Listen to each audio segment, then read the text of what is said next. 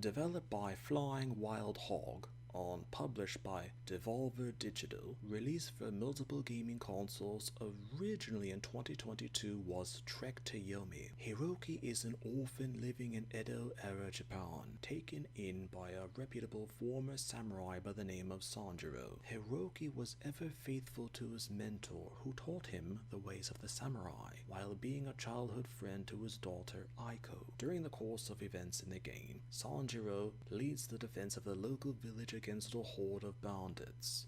Hiroki later fights the leader, being Kagero. While the village is saved, Sanjiro dies helping to defend it. Hiroki later swears to be a reputable samurai while protecting Aiko, and even tending to the village's needs as well as the care of its inhabitants. Years later, Hiroki married Aiko, and the both of them now help to govern the village.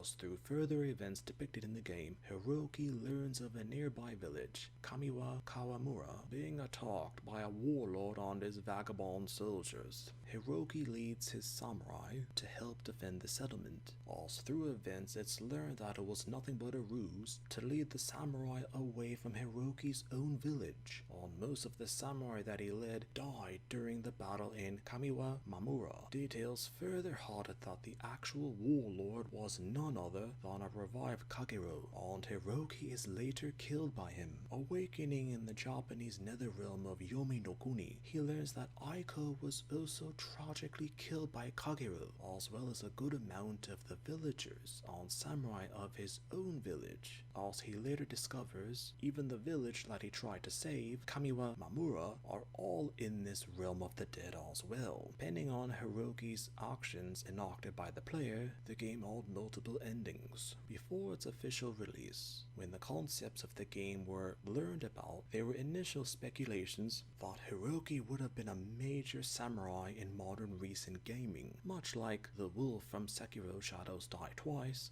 and Jin Sakai from Ghost of Tsushima. Further speculation had the visuals of the game being a clear tribute to legendary Japanese director Akira Kurosawa. Upon its official release, critics and gamers praised the visual designs and aesthetics of the game, citing camera placement on angles, movements of the characters, and music, along with the effects of a further tribute to Akira Kurosawa. However, criticism of the gameplay mechanics of the game had to be repetitive, lacking, and even unfinished. Theories had it further that the lore of the game wasn't as complex as first impressions of the game had it to be. Plenty of details about the game weren't in-depth but relatively simple. Hiroki's backstory was also intentionally vague, with a basic orphan origin. Discussions had it that if players were to inspect the lore-based details of the game, Sanjiro actually kept details of Hiroki's family history a secret,